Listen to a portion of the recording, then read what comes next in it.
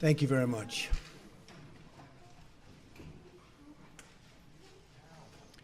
I am honored to have Prime Minister Theresa May here for our first official visit from a foreign leader. This is our first visit, so great honor. The special relationship between our two countries has been one of the great forces in history for justice and for peace. And by the way, my mother was born in Scotland, Stornoway, which is Syria, Scotland. Today, the United States renews our deep bond with Britain, military, financial, cultural, and political. We have one of the great bonds. We pledge our lasting support to this most special relationship. Together, America and the United Kingdom are a beacon for prosperity and the rule of law. That is why the United States respects the sovereignty of the British people and their right of self-determination. A free and independent Britain is a blessing to the world, and our relationship has never been stronger. Both America and Britain understand that governments must be responsive to everyday working people, that governments must represent their own citizens. Madam Prime Minister, we look forward to working closely with you as we strengthen our mutual ties in commerce, business, and foreign affairs. Great days lie ahead for our two peoples and our two countries. On behalf of our nation, I thank you for joining us here today. It's a really great honor. Thank you very much. Well, thank you very much, Mr. President. And can I start by saying that I'm so pleased that I've been able to be here today, and thank you for inviting me so soon after your inauguration. And I'm delighted to be able to congratulate you on what was a stunning election victory. And as you say, the invitation is an indication of the strength and importance of the special relationship that exists between our two countries, a relationship based on the bonds of history, of family, kinship, and common interests. And in a further sign of the importance of that relationship, I have today been able to convey Her Majesty the Queen's hope that President Trump and the First Lady would pay a state visit to the United Kingdom later this year, and I'm delighted that the President has accepted that invitation. Now, today we're discussing a number of topics, and there's much on which we agree. The President has mentioned foreign policy. We're discussing how we can work even more closely together in order to take on and defeat Daesh and the ideology of Islamist extremism wherever it's found. Our two nations are already leading efforts to face up to this challenge, and we're making progress with Daesh losing territory and fighters, but we need to redouble our efforts. And today we're discussing how we can do this by deepening intelligence and security cooperation, and critically by stepping up our efforts to counter Daesh in cyberspace. Because we know we will not eradicate this threat until we defeat the ideology that lies behind it. Our talks will be continuing later. I'm sure we'll discuss other topics, Syria and Russia. On defence and security cooperation, we're united in our recognition of NATO as the bulwark of our collective defence. And today, we've reaffirmed our unshakable commitment to this alliance. Mr. President, I think you confirmed that you're 100% behind NATO. But we're also discussing the importance of NATO continuing to ensure it is as equipped to fight terrorism and cyber warfare as it is to fight more conventional forms of war. And I've agreed to continue my efforts to encourage my fellow European leaders to deliver on their commitments to spend 2% of their GDP on defence so that the burden is more fairly shared. It's only by investing properly in our defence that we can ensure we're properly equipped to face our shared challenges together. And finally, the President and I have mentioned future economic cooperation and trade. Trade between our two countries is already worth over £150 billion a year. The US is the single biggest source of inward investment to the UK, and together we've around $1 trillion invested in each other's economies. And the UK-US defence relationship is the broadest, deepest, and most advanced of any two countries, sharing military hardware and expertise. And I think the President and I are ambitious to build on this relationship in order to grow our respective economies, provide the high-skilled, high-paid jobs of the future for working people across America and across the UK. And so we are discussing how we can establish a trade negotiation agreement, take forward immediate high-level talks, lay the groundwork for a UK-US trade agreement, and identify the practical steps we can take now in order to enable companies in both countries to trade and do business with one another more easily. And I'm convinced that a trade deal between the US and the UK is in the national interest of both countries and will cement the crucial relationship that exists between us, particularly as the UK leaves the European Union and reaches out to the world. Today's talks, I think, are a significant moment for President Trump and I to build our relationship, and I look forward to continuing to work with you as we deliver on the promises of freedom and prosperity for all the people of our respective countries. Thank you. Thank you very much. That's very nicely stated. Steve Holland. Where's Steve? Steve, yes. Thank you. You're going to be speaking tomorrow with the Russian president. Yes. What message would you like to convey to him? How close are you to lifting some of the sanctions imposed on Russia over its Ukraine incursion? What would you expect in return? And Prime Minister May, do you foresee any changes in British attitudes towards sanctions on Russia? Well, I hear a call was set up, Steve, and we'll see what happens. As far as the sanctions, very early to be talking about that. But we look to have a great relationship with all countries, ideally.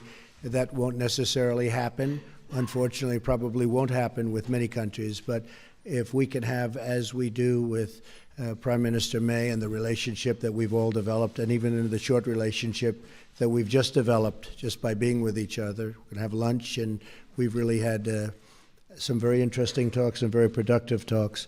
But if we can have a great relationship with Russia and with China and with all countries, I'm all for that. That would be a tremendous asset. No guarantees, but if we can, that would be a positive, not a negative. Okay? We have, as far as the UK is concerned, on sanctions for Russia in relation to their activities in the Ukraine, we have been very clear that we want to see the Minsk agreement fully implemented. We believe the sanctions should continue until we see that Minsk agreement fully implemented, and we've been continuing to argue that inside the European Union. Okay. Laura? Thank you very much, Prime Minister. Laura Kunsberg, BBC News. Prime Minister, you've talked about where you agree, but you have also said you would be frank where you disagree with the President. Can you tell us where in our talks you did disagree, and do you think that the President listened to what you had to say? And, Mr. President, you say... We'll see what she says. Mr. President, you've said before that torture works. You've praised Russia. You've said you want to ban some Muslims from coming to America. You've suggested there should be punishment for abortion. For many people in Britain, those sound like alarming beliefs. What do you say to our viewers at home who are worried about some of your views and worried about you becoming the leader of the free world? This was your choice of a question. There goes that relationship. On the issue that you raised with me, Laura, can I confirm that the President, I've been listening to the President and the President has been listening to me. That's the point of having a conversation and a dialogue. And we have been discussing a number of topics. We'll carry on after this press conference meeting and discussing a number of other topics. And there will be times when we disagree and issues on which we disagree. The point of the special relationship is that we are able to have that open and frank discussion so that we are able to make that clear when it happens. But I'm clear also that there are many issues on which the United Kingdom and the United States stand alongside one another, many issues on which we agree. And I think, as I said yesterday in my speech, that we are at a moment now when we can build an even stronger special relationship, which will be in the interests not just of the UK and the United States, but actually in the interests of the wider world as well. Very good. We have a great general who has just been appointed Secretary of Defense, General James Mattis, and he has stated publicly that he does not necessarily believe in torture or waterboarding or however you want to define it. enhanced interrogation, I guess would be a word that a lot of people would like to use. I don't necessarily agree, but I would tell you that he will override because I'm giving him that power. He's an expert. He's highly respected. He's the general's general. Got through the Senate very, very quickly, which in this country is not easy, I will tell you. And so I'm going to rely on him. I happen to feel that it does work. I've been open about that for a long period of time. But I am going with our leaders. And we're going to win with or without. But I do disagree. As far as, again, Putin and Russia, I don't say good, bad, or indifferent. I don't know the gentleman. I hope we have a fantastic relationship. That's possible, and it's also possible that we won't. We will see what happens. I will be representing the American people very, very strongly, very forcefully. And if we have a great relationship with Russia and other countries, and if we go after ISIS together, which has to be stopped, that's an evil that has to be stopped, I will consider that a good thing, not a bad thing. How the relationship works out, I won't be able to tell you that later. I've had many times where I thought I'd get along with people, and I don't like them at all. And I've had some where I didn't think I was going to have much of a relationship, and it turned out to be a great relationship. So, Theresa, we never know about those things, do we? But I will tell you one thing. I'll be representing the American people very strongly. Thank you. How about John Roberts, Fox? Mr. President, thank you so much, Madam Prime Minister. It's my understanding, Mr. President, that you had an hour-long phone call this morning with President Enrique Peña Nieto of Mexico.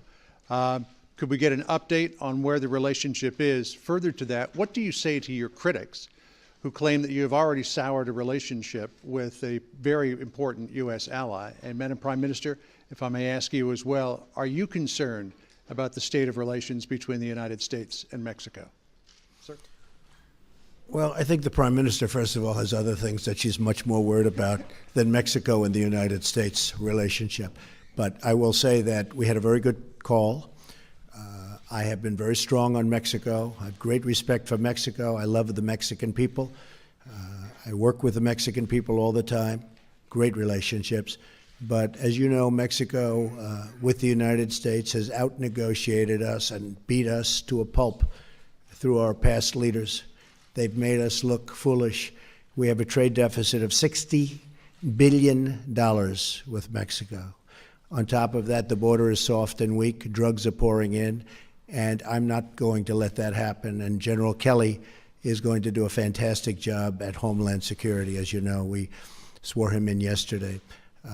We have a really, I think, a very good relationship, the President and I. And we had a talk that lasted for about an hour this morning. And we are going to be working on a fair relationship and a new relationship. But the United States cannot continue to lose vast amounts of business, vast amounts of companies, and millions of people losing their jobs. That won't happen with me. We're no longer going to be the country that doesn't know what it's doing. And so we are going to renegotiate our trade deals, and we're going to renegotiate other aspects of our relationship with Mexico. And in the end, I think it'll be good for both countries. But it was a very, very friendly call. I think you'll hear that from the President, and I think you'll hear that from the people of Mexico that really represent him and represent him very well. And I look forward to, over the coming months, we'll be negotiating, and we'll see what happens. But I'm representing the people of the United States, and I'm going to represent them as somebody should represent them, not how they've been represented in the past, where we lose to every single country. As the President himself has said, the relationship of the United States with Mexico is a matter for the United States and Mexico. Tom. Mr. President, you said you'd help us with a Brexit trade deal. You said you'd help us with a Brexit trade deal. You said you'd stand by us with NATO. But how can the British Prime Minister believe you? Because you have been known in the past to change your position on things. And also, Mayor, it's a question to both of you. People are fascinated to know how you're going to get on with each other. You're so different. The hard-working daughter of a vicar, the brash TV extrovert. Have you found anything in common personally yet? Actually, I'm not as brash as you might think. And I can tell you that I think we're going to get along very well. You know, it's interesting because I am a people person. I think you are also, Theresa. And I can often tell how I get along with somebody very early, and I believe we're going to have a fantastic relationship. Brexit, and I really don't change my position very much. If you go back and you look, my position on trade has been solid for many, many years, since I was a very young person, talking about how we were getting ripped off by the rest of the world. And I never knew I'd be in this position where we can actually do something about it. But we will be talking to your folks about Brexit. Brexit was an example of what was to come. And I happened to be in Scotland at Turnberry cutting a ribbon when Brexit happened. And we had a vast amount of press there. And I said, Brexit, this was the day before, you probably remember, I said, Brexit is going to happen. And I was scorned in the press for making that prediction. I was scorned. And I said, I believe it's going to happen because people want to know who's coming into their country and they want to control their own trade and various other things. And lo and behold, the following day, it happened. And the odds weren't looking good for me when I made that statement because, as you know, everybody thought it was not going to happen. I think Brexit's going to be a wonderful thing for your country. I think when it irons out, you're going to have your own identity, and you're going to have the people that you want in your country, and you're going to be able to make free trade deals without having somebody watching you and what you're doing. And I had a very bad experience. I had something when I was in my other world. I have something in another country, and getting the approvals from Europe was very, very tough. Getting the approvals from the country was fast, easy, and efficient. Getting the approvals from the group, I call them the consortium, was very, very tough. But I thought Brexit, I think it'll go down, that it will end up being a fantastic thing for the United Kingdom. I think in the end, it will be a tremendous asset, not a tremendous liability. Okay? And just on the question you asked me, Tom, I mean, I think as the President himself has said, I think we have already struck up a good relationship. But you asked what we had in common. I think if you look at the approach that we're both taking, I think one of the things we have in common is that we want to put the interests of ordinary working people right up there, centre stage. Those people who, they're working all the hours, they're doing their best for their families, and sometimes they just feel the odds are stacked against them. And it's that interest in ensuring that what we do, that the economies, our economies and our governments actually work for ordinary working people, work for everyone in our countries. I think we both share that. Thank you very much. Thank you. Thank you very much, everybody.